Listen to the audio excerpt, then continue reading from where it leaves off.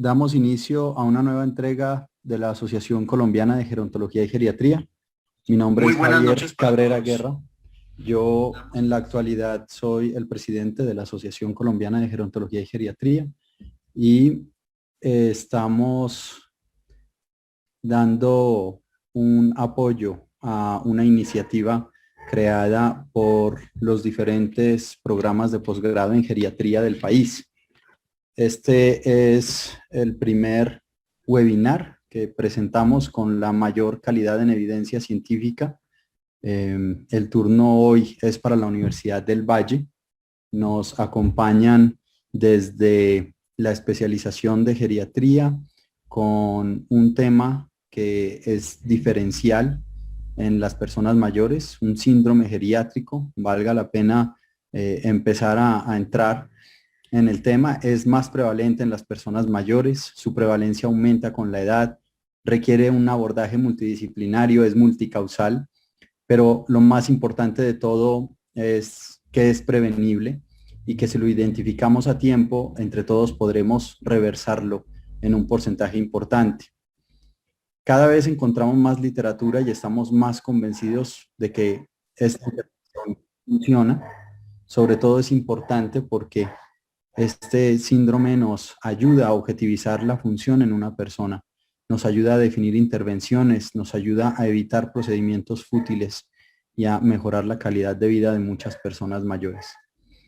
Como les decía entonces, vamos a dar un webinar con diferentes temas en los próximos meses.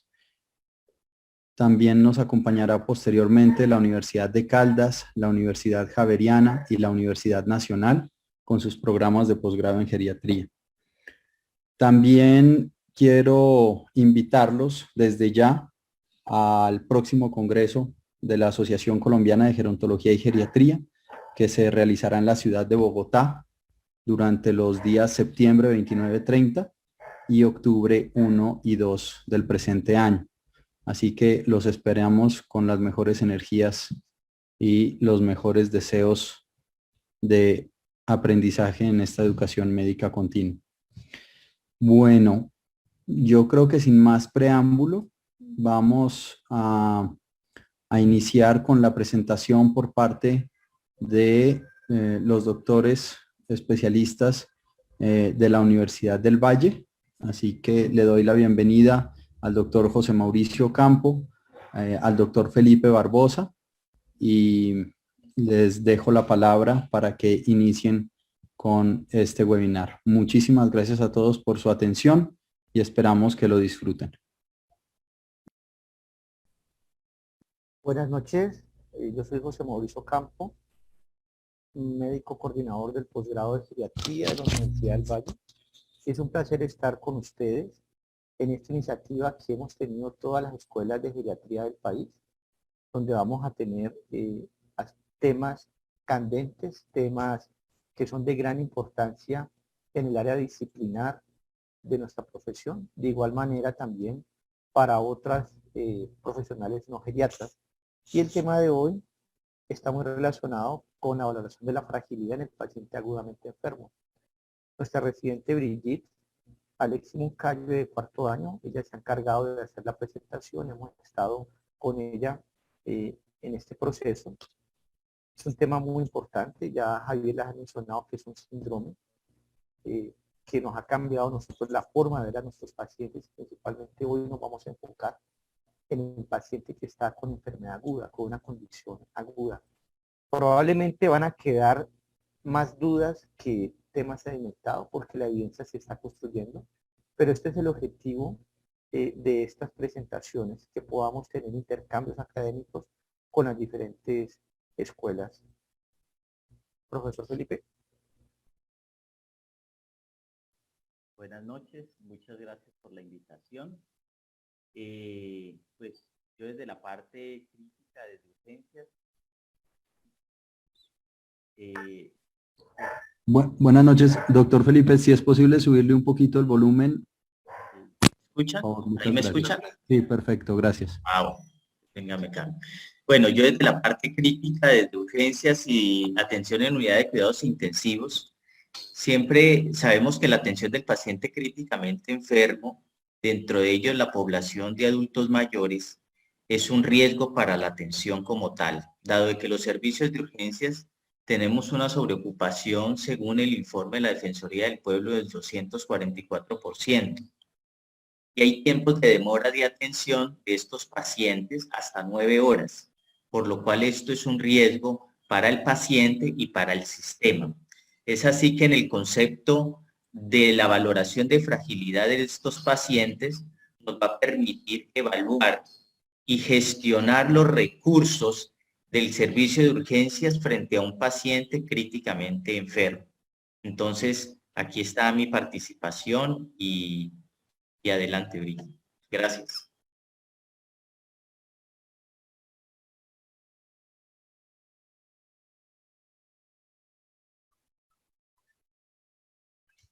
Bueno, muy buenas noches para todos.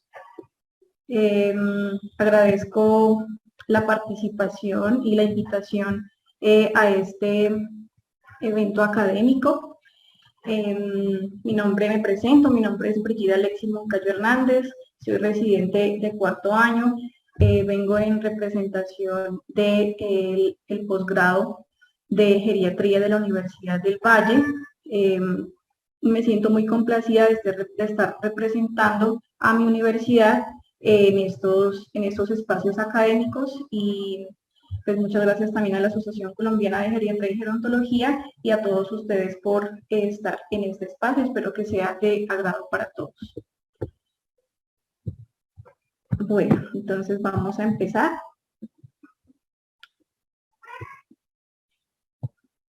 Listo. Entonces, este es nuestro contenido. Vamos a hablar empezando sobre la epidemiología y la importancia de la persona mayor agudamente enferma, la fragilidad como un indicador pronóstico, la fragilidad y cómo se relaciona con otros síndromes geriátricos, cuál es el reto en la detección de la fragilidad, los modelos de fragilidad que existen y la evidencia que tenemos actualmente en su desarrollo y en su estudio, recomendaciones finales y terminaremos con algunas conclusiones. Como objetivos de esta presentación, queremos demostrar la importancia de la fragilidad en la persona mayor agudamente enferma, mostrar la evidencia actual respecto a las herramientas de valoración y, finalmente, responder preguntas puntuales como cuándo, cómo y con qué buscar fragilidad en el paciente agudamente enfermo. La transición epidemiológica ha aumentado la morbilidad en las personas mayores. Todos conocemos cómo la transición demográfica ha afectado a la población mundial y nuestro país no está exento de ello. Esto hace que las personas mayores cada vez tengan más morbilidad y datos recientes del análisis de la situación en salud de Colombia. Tenemos que entre el año 2009 y el año 2020 se han atendido más de 267 millones de personas mayores en los servicios, incluyendo servicios de urgencias, con una media anual de 22 millones de personas mayores. En estos años, el máximo de consultas por las personas mayores fue en el año 2019, con 39 millones de consultas, y la primera causa de consultas son las enfermedades crónicas no transmisibles, con el 81% de los casos. Y en el mundo, la literatura nos dice que 2/3 de la población de pacientes mayores hospitalizados en agudos son personas mayores, y de estos la mitad tienen fragilidad. Por esto es muy importante conocer la importancia de la fragilidad y de la persona mayor. Perdón, es que no sé cómo quitar esto. Bueno, el servicio de urgencias es un determinante en la atención de la persona mayor, y esto es principalmente porque, uno, el servicio de urgencias está en una encrucijada, está en un punto intermedio entre el paciente que está en un servicio ambulatorio un paciente que puede venir desde su casa, desde un hogar geriátrico, desde unidades de cuidado primario, y puede enlazar con otros servicios como son servicios de hospitalización y de cuidados intensivos. Esto va a hacer que las decisiones que se tomen en el servicio de urgencias sean determinantes y muchas veces van a definir el enfoque de la atención de los pacientes, de las personas mayores en otros servicios como los de continuidad, como hospitalización o UCI. Por esto las decisiones que sean tomadas en estos servicios deben ser las más acertadas. También el servicio de urgencias puede jugar o tiene un papel como un servicio centinela, es decir, que podemos tener en este servicio detectar alteraciones de las personas mayores que sean diferentes a su motivo de consulta, por ejemplo, alteraciones en su parte mental, alteraciones en la parte nutricional, de detectar alteraciones en su situación social, que como sabemos hacen parte de la integralidad de la persona mayor y tienen un igual o un mayor peso que el motivo de consulta en algunas ocasiones. He aquí el papel de la importancia de este servicio como un determinante en la atención de la persona mayor. La persona mayor en cuidados intensivos también tiene mucha cabida y aquí tenemos referencias como la persona mayor en cuidados intensivos en un estudio observacional retrospectivo que mostró datos desde el año de 1997 hasta el año 2016 en el Reino Unido, en el cual desde este año vemos que cada vez empieza a aumentar los ingresos, las admisiones a UCI de la persona mayor. Y esto está también muy relacionado con el aumento en el tiempo de ocupación de camas en UCI de las personas mayores de 75 años. ¿Y qué retos tenemos en la atención del paciente agudamente enfermo? El sistema actual tiende a enfocar a la persona mayor desde un enfoque biológico, dejando atrás o a un segundo plano otras áreas que pueden ser importantes en diversos desenlaces, como afectaciones mentales o nutricionales, que también, como vimos, juegan un papel importante. La atención muchas veces está dirigida a una sola queja en sistemas ajetreados como urgencias. Se puede subestimar la gravedad de la enfermedad y esto viene desde la persona mayor, el cuidador y también los profesionales de la salud. Muchas veces en triaje se subestima la gravedad de esta enfermedad y también debemos tener en cuenta la presión del tiempo en cuidados intensivos o en urgencias sobre todo y la presión que tenemos de las camas.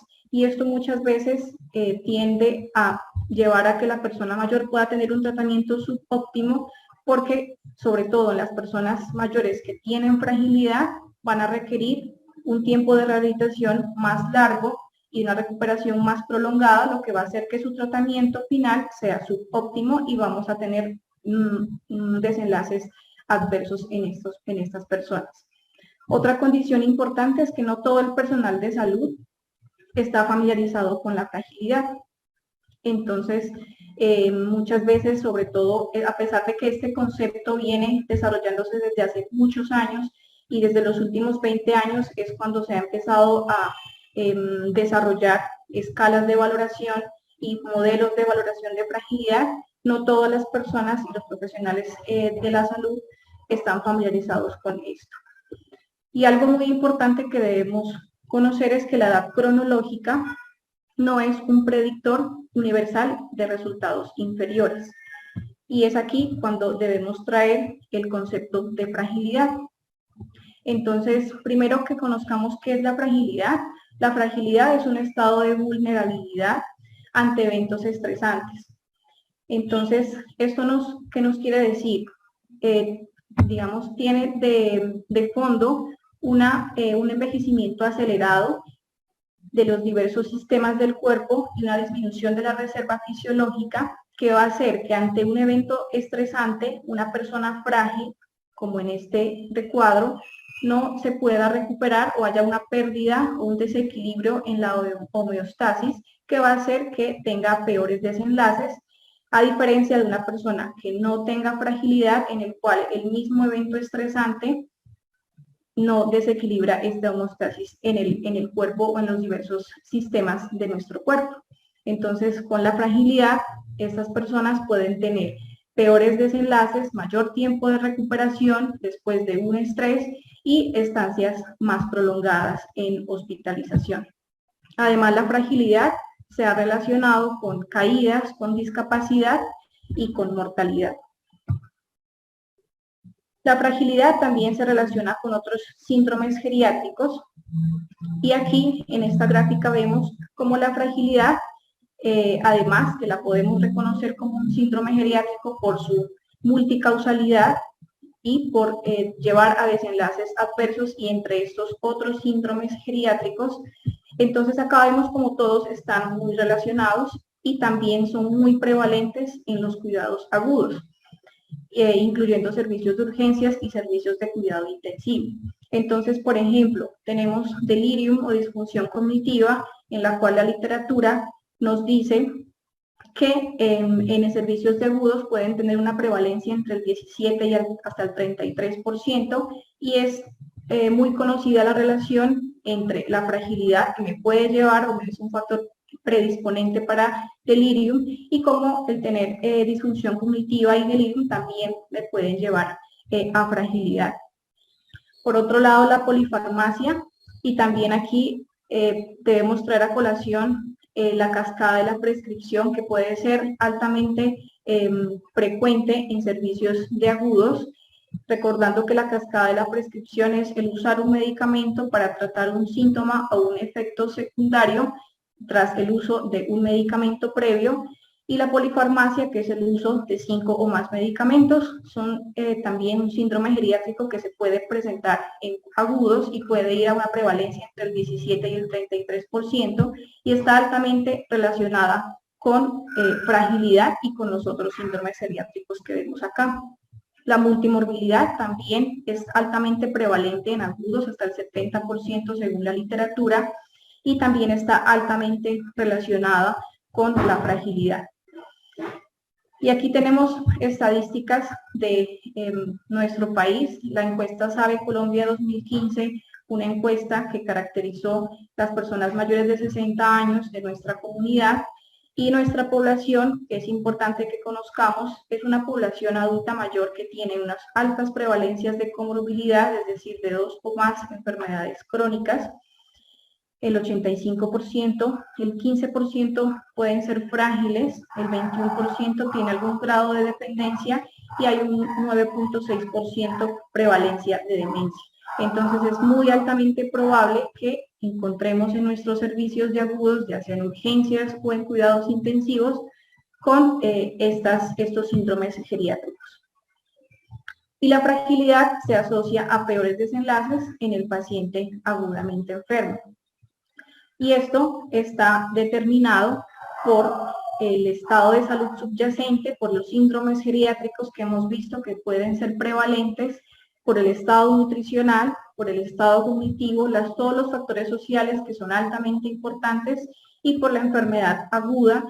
Y recordando acá que las personas mayores, y muchas veces sobre todo las personas mayores frágiles, pueden tener presentaciones atípicas, y esto puede llevar a errores diagnósticos. Por todo esto, estas personas pueden tener mayor demanda de atención en los servicios, con prevalencias altas de fragilidad en personas mayores, que pueden ir entre el 7 y hasta el 80%, dependiendo del estudio y dependiendo de la escala de valoración utilizada. Tienen 20% más de estancia hospitalaria, 50% más uso de estudios y de imágenes diagnósticas, y hasta 400% más uso de servicios sociales. Y esto puede llevar a que estas personas tengan un riesgo de tratamiento subóptimo y además relacionado con mortalidad. Y acá tenemos evidencia que nos muestra esto. Este es un estudio publicado en el año 2017, un metaanálisis en el cual se buscó valorar qué resultados están asociados con fragilidad en pacientes en cuidado intensivo. incluyó más de 3.000 pacientes. 30% de esos pacientes eran frágiles y encuentran que la fragilidad se asocia de forma independientemente de la edad con mortalidad hospitalaria con un riesgo 1.7 veces y mortalidad a 6 meses 1.5 veces más en comparación con las personas que no son frágiles. Además, tienen menos riesgos de probabilidad al alta al domicilio y además se ha encontrado relacionada con una calidad de vida reducida al año. No se han encontrado en este estudio diferencias en el uso de ventilación mecánica, en el uso de vasoactivos o de estancia en UCI.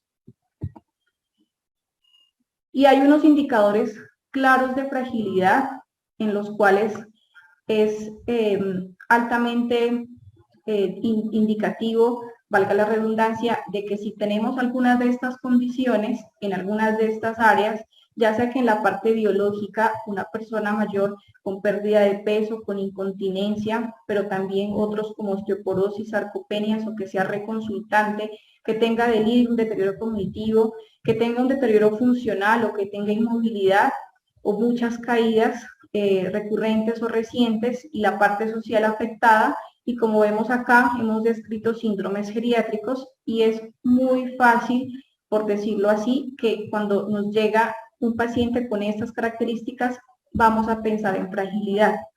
Pero el reto está en detectar la fragilidad en ese estadio o en esa zona gris, que es cuando nos va a llegar esta persona mayor en la cual no podemos decir que claramente, como lo sería en este extremo, que tenga todos estos síndromes geriátricos o que tenga alguna alteración funcional o que tenga fallas en múltiples sistemas con multimorbilidad o que no tenga ninguna de estas condiciones y podamos decir que es robusto o que no es frágil.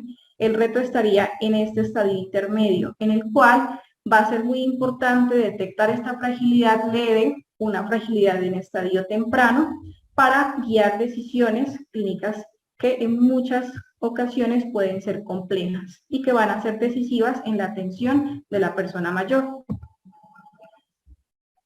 Entonces, ¿qué herramientas tenemos actualmente para detectar fragilidad? Como vemos acá, la literatura nos describe muchas herramientas que van desde fenotipos de fragilidad, índices de fragilidad que tienen, como vamos a ver, con la acumulación de déficit y algunas escalas de autoinforme, por nombrar algunos, porque hay muchísimas más herramientas para valorar fragilidad, que es entonces cuando tenemos tantas opciones que no sabemos por cuál nos vamos a definir.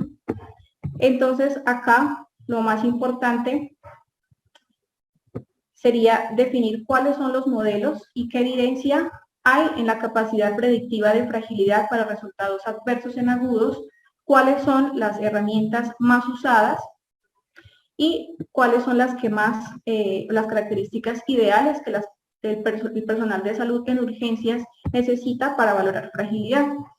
Entonces, los modelos de fragilidad que se han ideado han empezado a surgir en los últimos 20 años, principalmente enfocados tres: el fenotipo de fragilidad, el índices de fragilidad por acumulación de déficits y la valoración multidimensional. Entonces vamos a describir algunas características, ventajas y limitaciones y qué evidencia tenemos respecto a cada modelo. La fragilidad como un fenotipo, entonces como vemos acá, estos criterios se enfocan con 3 o más de estas características físicas. Como sabemos, estos fue un fenotipo de Linda Fried, publicado en el año 2001, y tiene que ver con la pérdida de peso no intencionada, con estas definiciones, agotamiento y pobre resistencia, bajo nivel de actividad física, debilidad o una velocidad de marcha lenta. Si la persona mayor cumple 3 o más de estas características, podemos decir que es una persona mayor con alta probabilidad de tener fragilidad en ese momento del tamizaje. Pero ¿qué limitaciones tenemos con este modelo? Uno, en cuanto al entorno de urgencias, el tiempo requerido tal vez no es tan fácil de aplicar, no es digamos, necesitamos realizar valoraciones como velocidad de marcha y instrumentos como el uso del dinamómetro para valorar fuerza de agarre, por lo cual en el entorno de urgencias no va a ser un entorno tal vez muy adecuado para valorar fragilidad por medio de este fenotipo. Y además debemos tener en cuenta que los componentes de estos 5 que tenemos acá pueden llevar a alguna confusión en que no sabemos por qué estas características se van a ver afectadas, ya sea por la enfermedad aguda, que muy bien me puede afectar cualquiera de estas características porque tienen que ver con características físicas, o que sea afectada por la misma fragilidad que tenga el paciente de base. Entonces, no es muy preciso en discriminar esto. Además que este fenotipo fue caracterizado o se utilizó la encuesta y el estudio de salud cardiovascular de Estados Unidos, que fue hecho para predecir factores de riesgo de salud cardiovascular en personas mayores de ambulatorias, es decir, en comunidad, por lo cual esas serían las limitaciones para usar este fenotipo de fragilidad en una atención de cuidado agudo. Tenemos otro modelo que es la fragilidad por acúmulo de déficits. Y aquí vemos la fragilidad desde un abordaje diferente, que sería con la acumulación de diferentes déficits en los sistemas, diferentes sistemas en la persona, dado por diferentes signos clínicos, síntomas, enfermedades y discapacidades. Hay diversos índices realizados con muchos ítems. Se describe que para que tenga una predicción adecuada deben ser al menos 30 ítems, y el índice de fragilidad se saca como una proporción de los déficits que tenga la persona sobre el total de déficits probables, con una puntuación de 0.2 que me va a determinar fragilidad, y se refiere en la literatura que un puntaje mayor de 0.7 es cuando la persona no es posible sostener más acumulación de déficits y tendría mucho riesgo de resultados adversos, incluso más que teniendo la fragilidad, porque esto se va acumulando.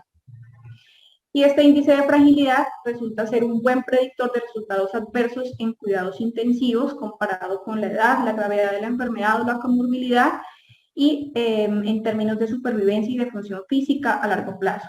La limitación que tiene la valoración de fragilidad por este índice es el tiempo requerido, porque como describimos, son escalas o es un índice que tiene muchos ítems y es muy altamente probable que no sea de fácil administración en cuidados agudos.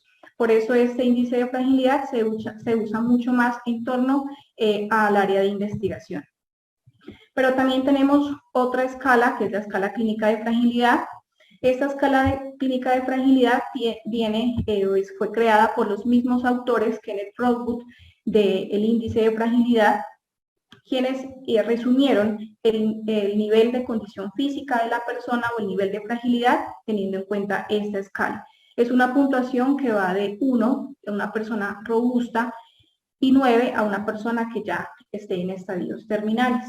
Y tiene que ver, esta es una versión muy resumida, cada nivel o cada puntuación debe cumplir algunas características que va a ser según criterios con actividades básicas de la vida diaria y algunas instrumentales. ¿Qué ventajas tiene esta valoración por escala clínica de fragilidad? Uno, la facilidad de uso. Como vemos, puede ser usada como una escala analógica y es muy fácilmente aplicable en el entorno clínico, ya sea en en servicios de agudos como urgencias o cuidados intensivos, y también se usa mucho en investigación.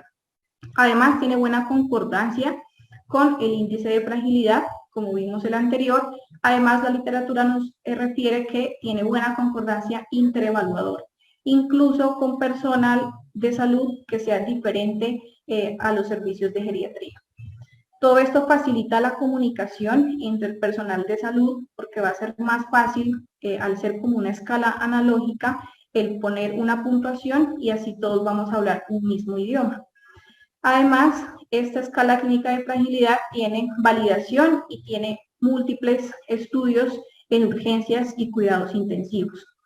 Limitaciones de esta escala es, uno, que puede ser algo subjetiva porque requerimos información del familiar y del estadio actual en el que tengamos el paciente en servicios agudos. No valora objetivamente la declinación acumulada de múltiples sistemas fisiológicos, que es como sería referido al índice de fragilidad, pero como vimos, como la literatura nos demuestra, tiene una muy buena correlación con este índice de fragilidad.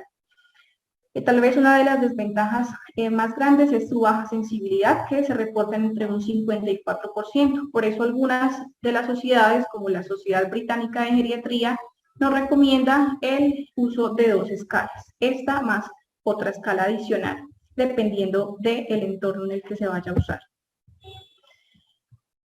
Y hay evidencia de que la escala clínica de fragilidad puede tener impacto en la mortalidad a 30 días en personas mayores de 80 años. Y aquí está este estudio de más de 5.000 personas en 21 países de Europa, en el cual se tuvieron en cuenta personas mayores de 80 años que eran admitidas a UCI, y se tiene en cuenta cómo la escala clínica de fragilidad fue un predictor, como vemos acá en esta tabla, los hazard ratio de la fragilidad.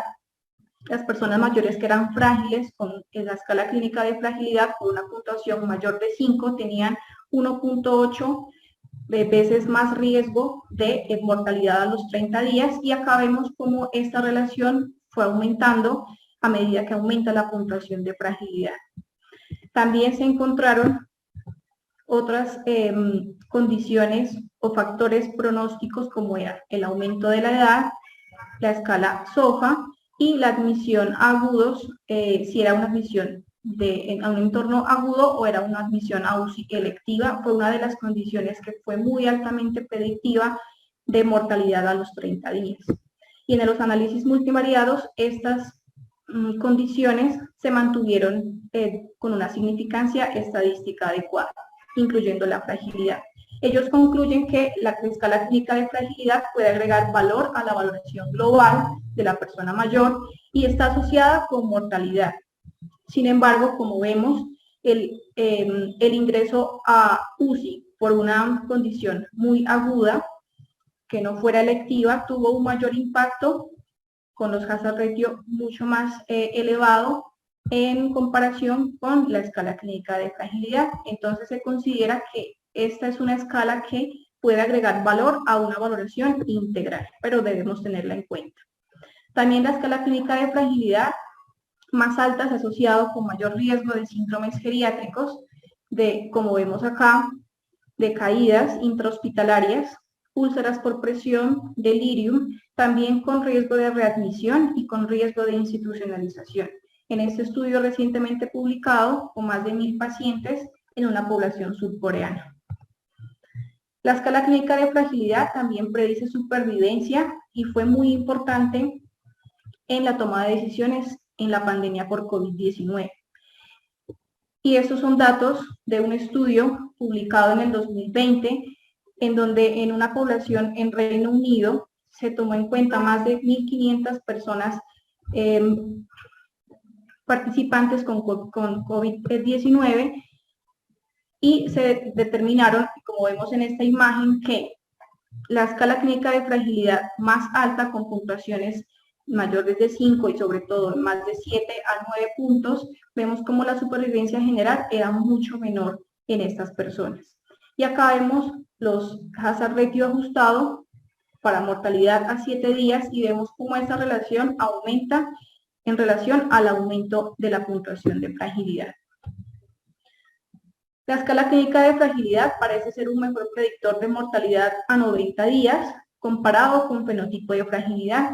Entonces, hay estudios que han buscado comparar las diferentes escalas, y en este recientemente publicado en este año, con más de 1.000 pacientes en población, 3 hospitales en población de Dinamarca, con más de 65 años, personas mayores admitidas a UCI, buscaron determinar la capacidad predictiva de estas 2 escalas para mortalidad a 90 días.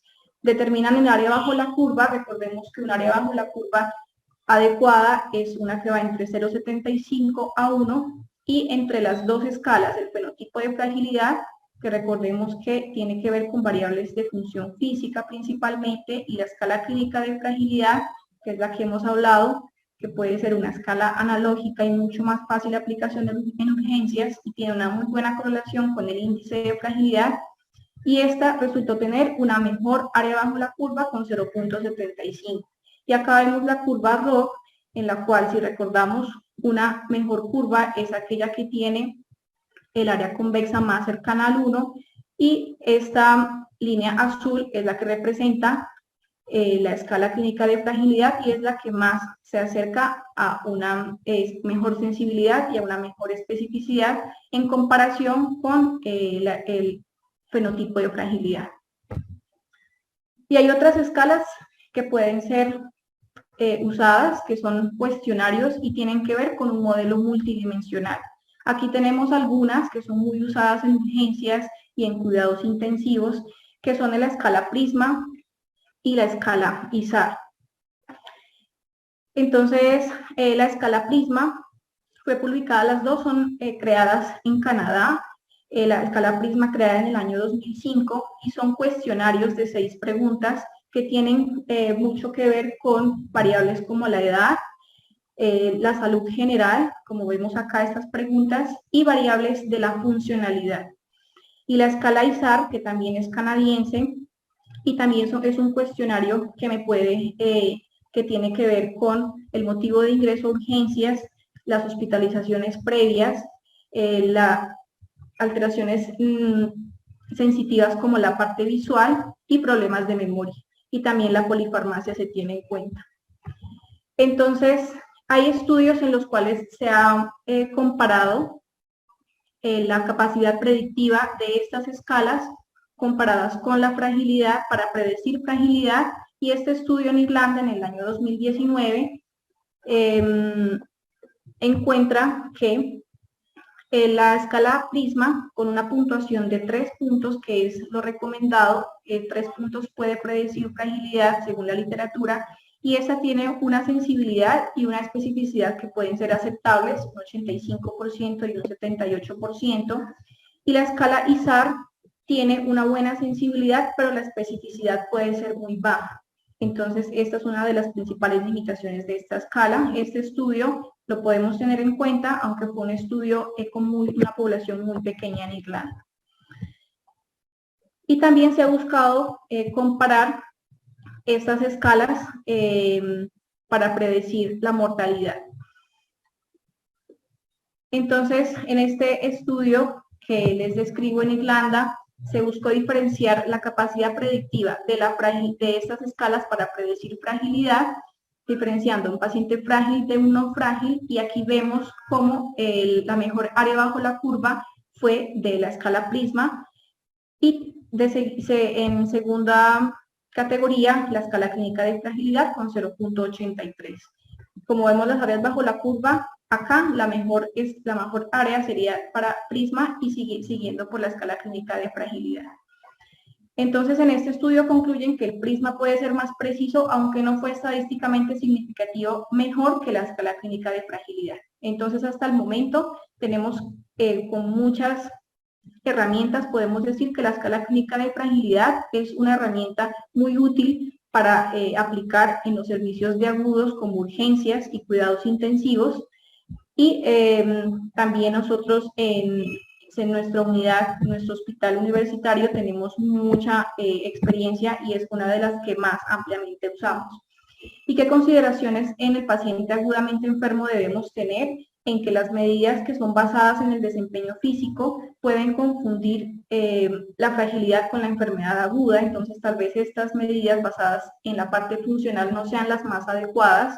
Además, debemos tener en cuenta condiciones como el delirium, deterioro cognitivo subyacente, y el nivel reducido de conciencia, lo que va a hacer que escalas que requieran autoinforme en muchas ocasiones no sean las más fácilmente aplicadas en cuidados agudos. Y además tener en cuenta la posibilidad de completar las escalas con el proxy, es decir, la persona el cuidador o el familiar que pueda brindar la información, y hay ocasiones en las cuales no se tiene la disponibilidad de este cuidador o de este familiar. Entonces, todas esas son condiciones que debemos tener en cuenta cuando queremos valorar fragilidad en el paciente agudamente enfermo. Y se ha realizado estudios para ver qué son las características ideales que los médicos de urgencias consideran que son las necesarias para valorar fragilidad. Entonces, este estudio publicado recientemente en el año 2017 valoró estas escalas de fragilidad, como las que hemos visto, y esos médicos de urgencias consideran que el 75% volverían a usar al menos una herramienta de estas, sin tener una predilección por alguna, y no hay diferencias significativas entre el tiempo, la facilidad de uso o la concordancia con el juicio clínico. ¿Y qué características ideales consideran estos médicos? Que las escalas o las herramientas que sean más breves, o sea, que sean más fácilmente aplicables, que se demoren menos de un minuto, que sean más simples y que tengan multidimensionalidad, son las características que más son consideradas ideales para valorar fragilidad en su entorno. Y las herramientas más usadas en el paciente agudo, según una revisión de la literatura, consideran que en los servicios de urgencias la escala clínica de fragilidad se usa en un 21%, pero vemos que en cuidados intensivos la escala clínica de fragilidad puede ser usada hasta en un 60%, es bastante altamente usada en servicios de cuidados intensivos. El fenotipo de fragilidad en un 12% en urgencias, y vemos cómo los cuestionarios de autoinforme son mucha más baja el uso en estos servicios. El índice de fragilidad también, por ser un índice que requiere muchos ítems, no es tan fácilmente aplicada, y el fenotipo de fragilidad también tiene sus limitaciones, como hemos visto, al tener como base la función física. Como para ir terminando, entonces, unas recomendaciones finales. La literatura nos recomienda evaluar el estado funcional o la fragilidad basal de la persona mayor. Se establece, digamos, por regla general, 2 semanas antes, pero lo importante es que debamos evaluar el estado de fragilidad basal de la persona mayor. Entonces, teniendo en cuenta ya sea la información del familiar, la información del cuidador, y cómo vemos a la persona mayor en el escenario que llega en agudos. Pero debemos llenarnos de una información completa para tratar de establecer una fragilidad de forma acertada. Debemos revalorar la fragilidad siempre cuando hay fluctuación en el estado clínico de la persona, en su funcionalidad o cuando hay un síndrome geriátrico. Todo paciente frágil requiere una valoración geriátrica integral. Es importante tener en cuenta que estas son escalas para detectar, escalas de tamizaje para valorar fragilidad, pero la valoración geriátrica integral es lo que me va a integrar y a determinar un diagnóstico más acertado, y me va a determinar cuál es el plan de atención que requiero con mi paciente. El abordaje interdisciplinario también es muy importante, y debemos identificar siempre en los escenarios de urgencias o de cuidados intensivos aquellos pacientes que puedan requerir cuidados paliativos.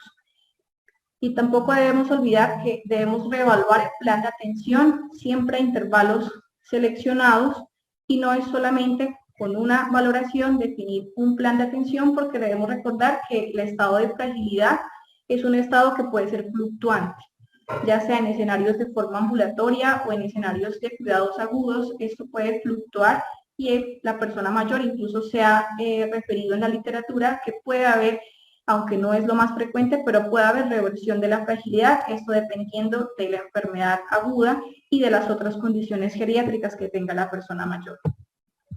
Como conclusiones, la detección de la fragilidad en etapas tempranas es un reto. Se debe usar un enfoque diligente, y el uso de herramientas de detección puede ser de utilidad. Las herramientas de detección de fragilidad no están estandarizadas y no hay una prueba de oro actualmente determinada. Como escuela de la Universidad del Valle consideramos es conveniente el uso de la escala clínica de fragilidad por su facilidad de uso, su validez predictiva y una buena correlación con el índice de fragilidad por acúmulo de déficits. Y la supervivencia es posible incluso para los pacientes considerados muy gravemente frágiles, Los resultados van a variar dependiendo del paciente y la fragilidad debe ser un factor en una evaluación integral que incorpore siempre los deseos de la persona mayor y la gravedad de la enfermedad aguda. Muchas gracias. Los dejo con esta linda imagen de Cali y ese es mi correo por si alguna persona requiere, tiene alguna pregunta o algún comentario adicional. Estamos dispuestos a tener algunas opiniones, experiencias, preguntas del público si hay alguna. Muchas gracias. Muchas gracias, doctora Moncayo. Ahora vamos con la sección de preguntas. Recuerden que pues, la pueden hacer en la sección de preguntas y respuestas en la parte inferior o también por el chat. En este momento tenemos 210 espectadores, más los que tengamos por Facebook. También han hecho varios la pregunta que si estas charlas quedan, sí, van a quedar grabadas y van a estar disponibles en las diferentes plataformas de la Asociación Colombiana de Gerontología y Geriatría. Vamos entonces con las preguntas. Cuando hablamos de riesgo de manejo subóptimo en los frágiles, ¿cómo definen esa variable? ¿Se refiere a la adecuación, mano que quieren decir redireccionamiento del esfuerzo terapéutico? La literatura nos dice que tratamiento subóptimo en muchas ocasiones se presenta por la presión de las camas. Por ejemplo, en algunos de los casos puede ser cuando esas personas mayores son dadas de alta antes del tiempo requerido, porque van a requerir un tiempo más de rehabilitación. Entonces, una de las condiciones para llegar a ese tratamiento subóptimo sería por esta falta de recuperación dentro del hospital. Y otra cuestión adicional sería así la reorientación del esfuerzo terapéutico. Este es un tema pues muy amplio, requeriría una discusión adicional, pero también debemos tener en cuenta la orientación del esfuerzo terapéutico en las personas en las cuales se pueda detectar una fragilidad, sobre todo cuando hay una fragilidad severa, dependiendo de la enfermedad aguda claramente y de las otras condiciones geriátricas, porque hemos dicho que la valoración y la detección de la fragilidad se debe usar o es un factor que me va a ayudar a definir manejos y planes de atención, pero todo esto integrado de una valoración holística o una valoración integral de la persona mayor, teniendo en cuenta siempre los deseos de la persona y las condiciones de la enfermedad aguda que se encuentre en el momento. No sé si respondí la pregunta. Sí, doctora. Igual creo que si surgen más preguntas las estaremos comunicando. Otra pregunta es, nos preguntan qué experiencia han tenido con el uso de Frail en los pacientes de UCI y si tiene alguna limitación que se realice en el familiar como informante y no en el paciente. Como usted nos mostró, la charla, lo que tenemos, hay más experiencia en las UCI es la escala clínica de fragilidad, pero no sé si quiere hacer alguna comentario adicional sobre el Frail en pacientes en UCI, la doctora Moncayo o el doctor Barbosa. Sí, yo creo que lo que nos dice la literatura y lo que más hemos aplicado en nuestro escenario en urgencias y en UCI también, y lo que es más fácilmente aplicable por ser, como hemos descrito, una escala analógica y de fácil aplicación, es la escala clínica de fragilidad. El cuestionario Frey es un cuestionario, entonces tal vez no sería, y es de autoinforme muchas de las preguntas, por lo cual no sería tan fácilmente aplicable y sobre todo en entornos como pacientes en cuidados intensivos, que muchas veces no hay presencia de familiar, no hay una persona mayor que esté intubada o que esté bajo efectos de la sedación, entonces tal vez no es como el escenario más adecuado para este cuestionario como detección de fragilidad. Doctor Barbosa. Bueno, en cuanto a nuestra experiencia, no hemos aplicado esta escala Frey, sí hemos aplicado la escala clínica de fragilidad. Ahora que llegó la pandemia, el COVID, utilizamos la escala clínica de fragilidad y con ella y otros 3 puntos allí dentro del algoritmo de la atención de estos pacientes, podíamos definir si ese paciente lo llevábamos a medidas no invasivas o lo llevamos a medidas invasivas y por lo cual el ingreso a la unidad de cuidados intensivos. Muy bien. La siguiente pregunta que nos hacen es si la escala clínica de fragilidad tiene validación al español. Doctor Ocampo, no sé quién nos quiera responderla. Buenas noches. Al español no la tenemos validada. Sin embargo, como mencionaba el profesor Barbosa y Brigitte, nosotros en época de pandemia, con el grupo de la Universidad del Valle, la Universidad Libre, que también está ahí la profesora Lady, realizamos la implementación de la ruta de los pacientes y la escala clínica de fragilidad fue de mucha utilidad. Creo y considero que, como mencionaba inicialmente, hay muchas preguntas, nos van a quedar muchas preguntas, tanto a los geriatras como a los no geriatras, de cuál emplear. Sin embargo, nosotros en este momento tenemos mucha más experiencia y utilidad, mucha más experiencia y experticia en el manejo de la escala clínica de fragilidad.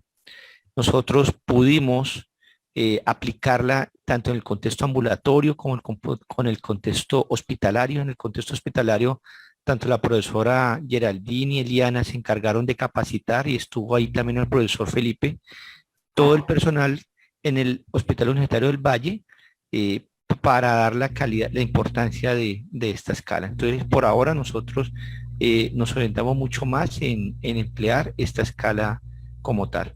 Sin embargo, consideramos que definitivamente necesitamos sedimentar mucho más el conocimiento, necesitamos hacer investigación en nuestros servicios hospitalarios para mirar el rendimiento de estas escalas.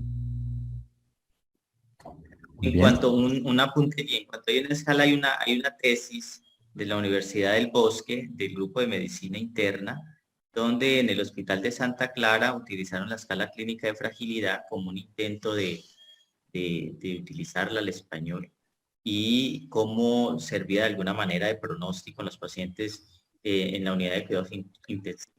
Salió como en el 2019.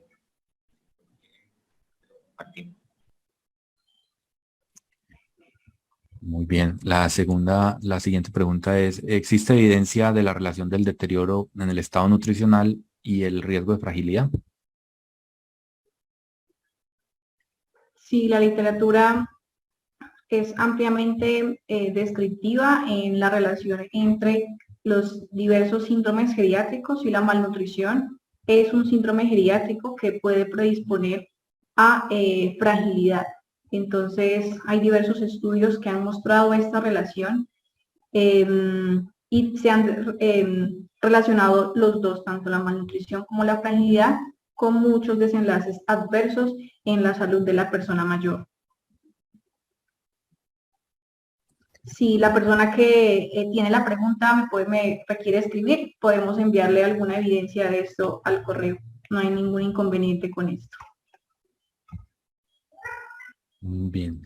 Nos preguntan por acá si recomiendan realizar la escala clínica de fragilidad sola o adicionar alguna otra escala y cuál sería esa que recomienden adicional. Respecto a esto, deberíamos tener en cuenta el entorno en el que vamos a aplicar la escala, ¿cierto? La fragilidad se puede detectar en este caso, como es la charla de hoy, en los cuidados agudos y en cuidados tanto de urgencias como cuidados intensivos. En este escenario, tal vez lo más recomendable, como hemos descrito, es una escala que sea de fácil aplicación en el entorno, por el entorno de urgencias, no hay tiempo, no hay el espacio adecuado. Entonces, en este entorno, tal vez lo más recomendable sería usar solamente una, y hemos visto que la escala clínica podría ser una muy buena recomendación, una muy buena herramienta para detectar fragilidad. Entonces, en este escenario podremos recomendar solamente una, pero ya sea en un escenario ambulatorio, hay otros estudios que también intentan determinar en el escenario ambulatorio cuál es la mejor herramienta para detectar fragilidad. Y esto aquí, dependiendo también del tiempo, tal vez en la parte ambulatoria hay más tiempo para realizar la detección de fragilidad. Y en este escenario tal vez se podrían utilizar 2 escalas si queremos aumentar la sensibilidad para la detección de fragilidad.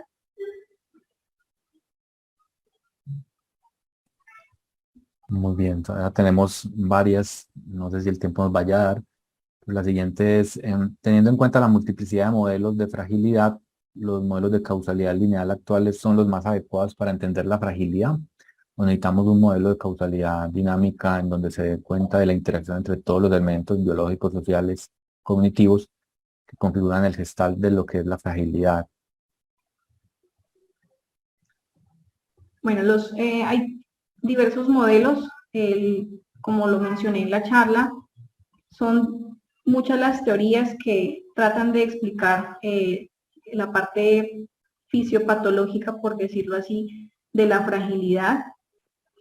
Y todas estas herramientas se han sacado a partir de este entendimiento de la fisiopatología o el tratar de entender el comportamiento de la fragilidad y tal vez tratando de entender una causalidad. Sin embargo, hasta el momento todavía, y esto es muy difícil de determinar por estudios, no se ha podido establecer como tal causalidad, pero sí sabemos que hay asociaciones.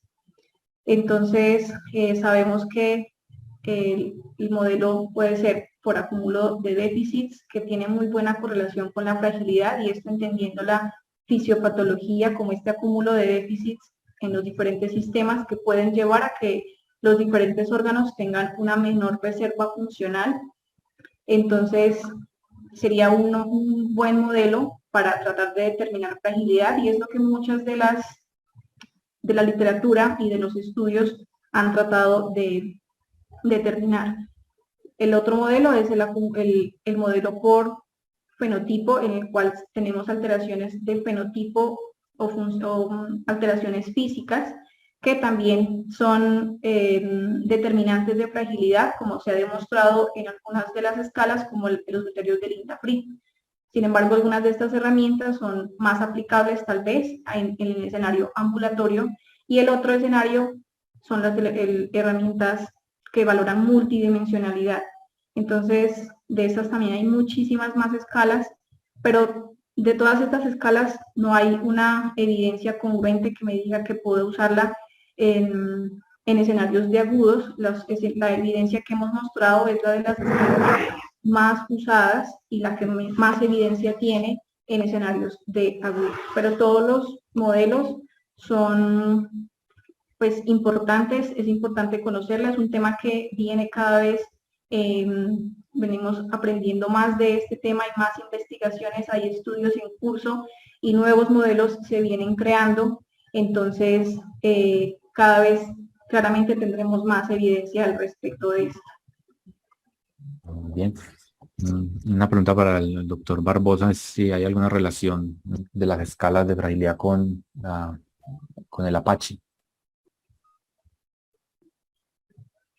La mayoría de las revisiones de escalas de fragilidad que se usan en unidad de cuidados intensivos, pues hacen un análisis logístico allí de regresión, y pues se da uno cuenta que los Apaches más elevados, escalas de fragilidad más elevadas, y pacientes con múltiples comorbilidades, pues son los que peores desenlaces tienen en la unidad de cuidados intensivos como tal.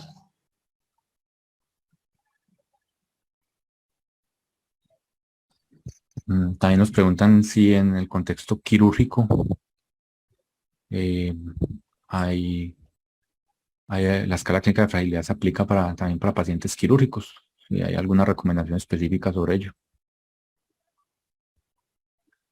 Hay estudios también que han venido aplicándola así en el escenario quirúrgico. De igual forma, también hay más herramientas que se han tratado de validar para el escenario quirúrgico. Podemos enviarle, si gusta la persona que tiene esta pregunta, me escribe al correo y le podemos enviar algunos estudios. Bien. Nos piden la palabra los espectadores, el doctor Carlos Reyes. Levanta la mano. Quiere hacer una intervención.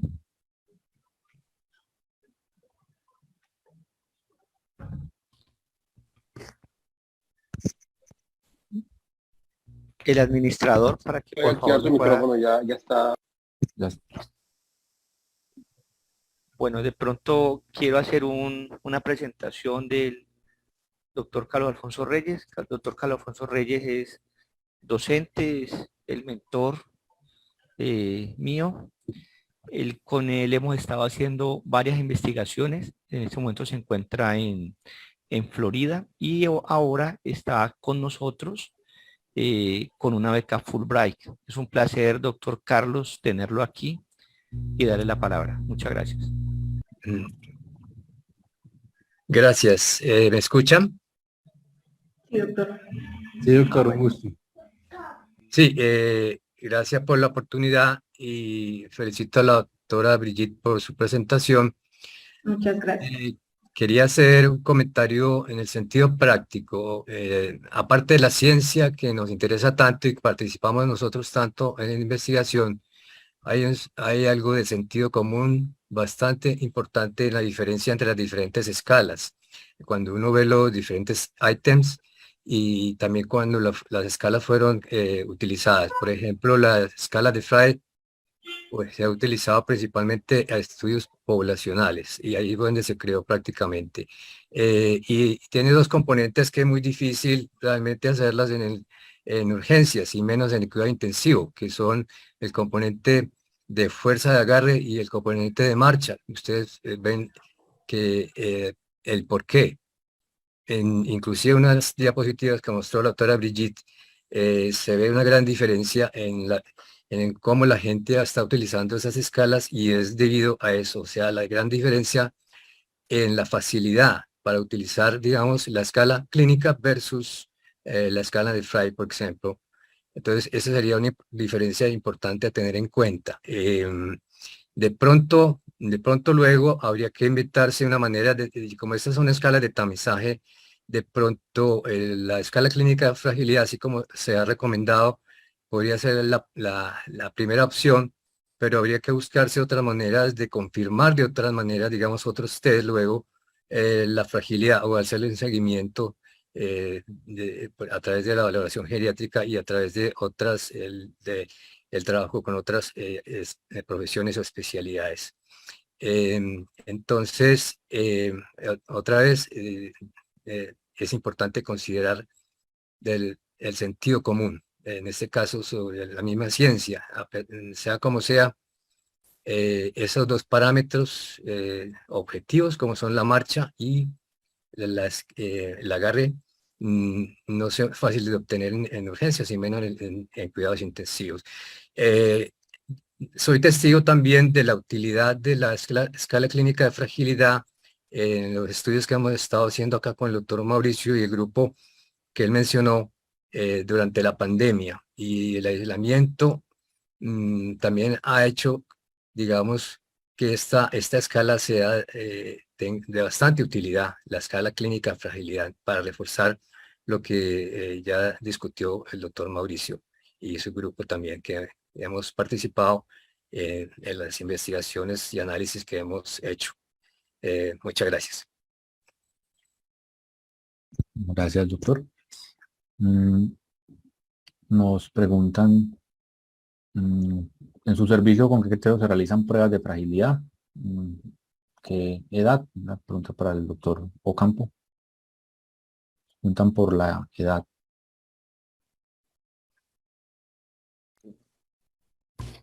Otra vez, Raúl, la edad. En nosotros, En nuestro servicio, sí, señor. en nuestro servicio evaluamos la fragilidad con la escala clínica de fragilidad y en ocasiones, cuando es posible, realizamos prueba con dinamómetro. Nos da muy buenos resultados y lo importante es determinar y evaluar la condición del paciente, poder determinar, porque nos empiezan a preguntar, bueno, ¿qué vamos a hacer con el paciente? ¿Cuáles son las intervenciones? Entonces nos permite a nosotros detectar los riesgos del paciente, planear el tratamiento, planear el diagnóstico, las pruebas diagnósticas de tratamiento y también el pronóstico y el egreso como tal. Muy bien. Perdón, el profesor Chavarro levantó la mano para que Sí, ya lo vamos a habilitar para que Listo. pueda intervenir. Bueno, buenas noches a todos. Muchas gracias por la presentación. No pude estar toda completa, pero lo que he podido ver, buenísimo. Creo que solamente hacer énfasis en, pues no importa el instrumento que se esté utilizando, y esta es una buena propuesta para hacer organización, pero de pronto, pues recordar que cuando se tenga la oportunidad será bueno la comprobación diagnóstica y utilizar alguna herramienta diagnóstica, ¿no? Pues porque de acuerdo en el contexto agudamente enfermo y la orientación en toma de decisiones y la conducta. La pregunta puntual para el grupo sería, en el momento en que ya se decide el egreso, ¿cuál sería la recomendación de confirmación diagnóstica ya con estos pacientes en el escenario, pues ya que corresponda a ambulatorio? Y pues nuevamente muchas gracias.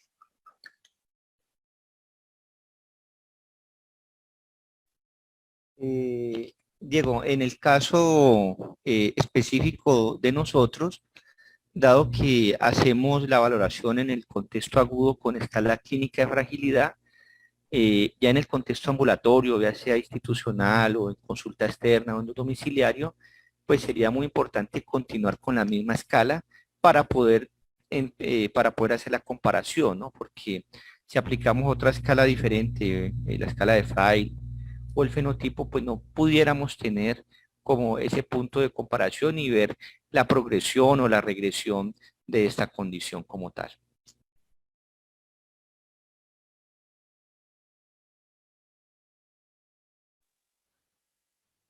Listo, muchas gracias. Nos preguntan también por el ingreso a la UCI y si hay relación entre fragilidad y muerte digna en las UCIs, si hay alguna variable que se use para ello o algún trabajo. Pregunta para el doctor Barbosa.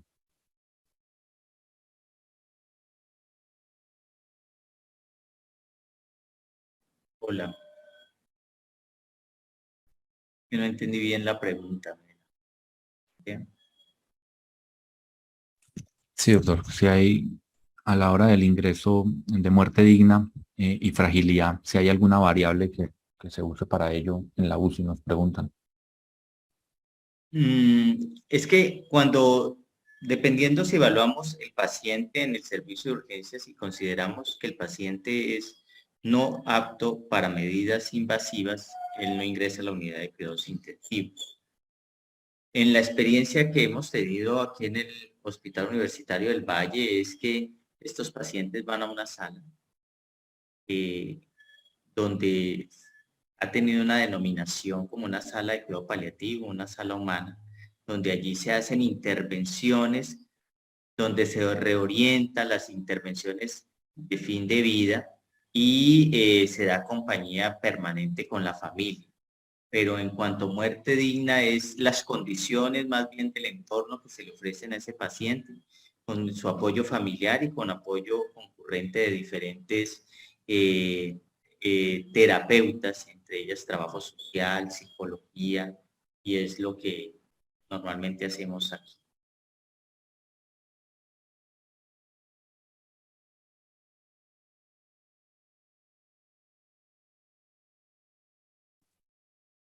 Muy bien. Tenemos otra pregunta. Nos cuenta el doctor Payán Rey que si en el estado pospandemia, para dar un manejo integral de los pacientes prefrágiles, si tienen en cuenta por una cuestión cultural en el eje cafetero, hay más tendencia a cuidar a estos adultos mayores y no permitirles deambular con libertad. Entonces, la pregunta que él hace es, teniendo en cuenta que los espacios físicos para recreación y grupos del adulto mayor cerraron por la pandemia, si hay alguna indicación para ellos. Digamos, lo que hemos visto es que en el estado, en los momentos post pandemia es frecuente que los pacientes se han limitado y la funcionalidad se ha comprometido, tanto inicialmente en la pandemia, sobre todo en la cuarentena estricta por temor a salir, y posteriormente ya más por muchas veces de sus cuidadores. Básicamente, los cuidados son siempre lo que se ha dicho, evitar estar cerca de personas que estén sintomáticas, otros sintomáticos respiratorios, tener un aislamiento adecuado cuando se esté, evitar salir si se está con síntomas respiratorios, las medidas de higiene, lavado de manos, mascarilla y evitar aglomeraciones. Creo que básicamente eso nos puede ayudar para todo ello. Bueno, no sé si tengan alguna otra duda, porque ya terminamos las preguntas. Hay, Raúl, hay una última pregunta sobre Mauricio Giraldo. Nos pregunta sobre, desde el ambiente, desde el ámbito gerontológico, ¿es aplicable esta escala? Mauricio, mira que en el ancianato, en el Hospital Geriátrico Ancianato San Miguel, donde tenemos nosotros equipo interdisciplinario y donde hay gerontología, nosotros en época de pandemia aplicamos la escala con muy buenos rendimientos y con educación previamente a todo el personal. Entonces sí es posible que se pueda aplicar desde el punto de vista de gerontología.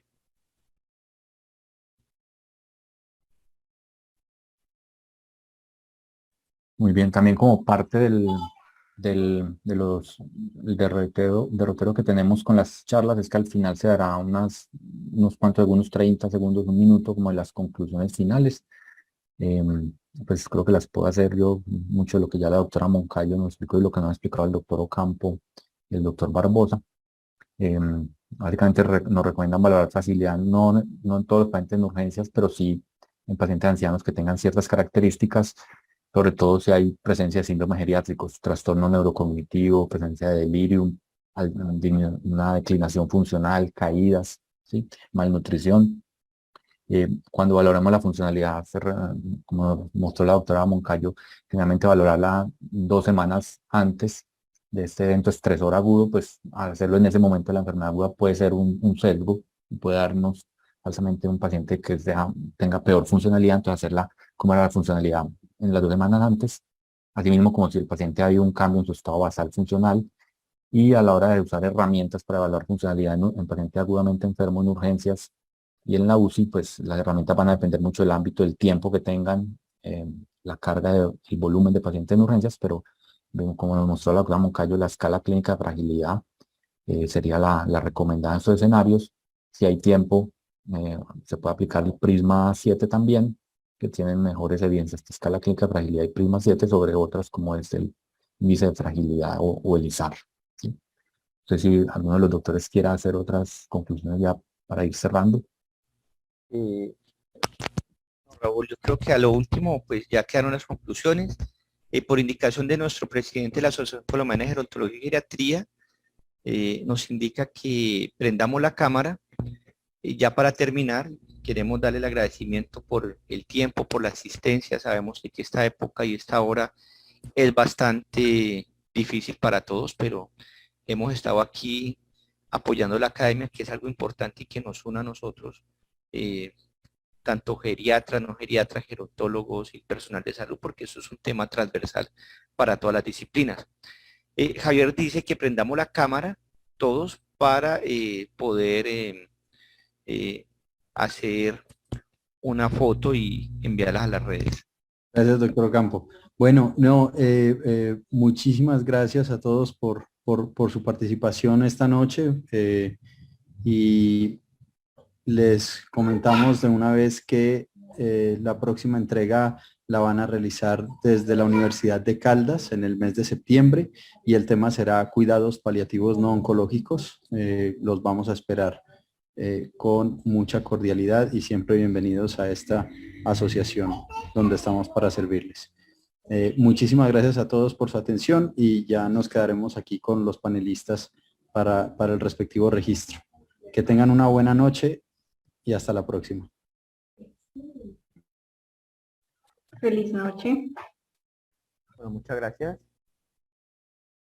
Gracias.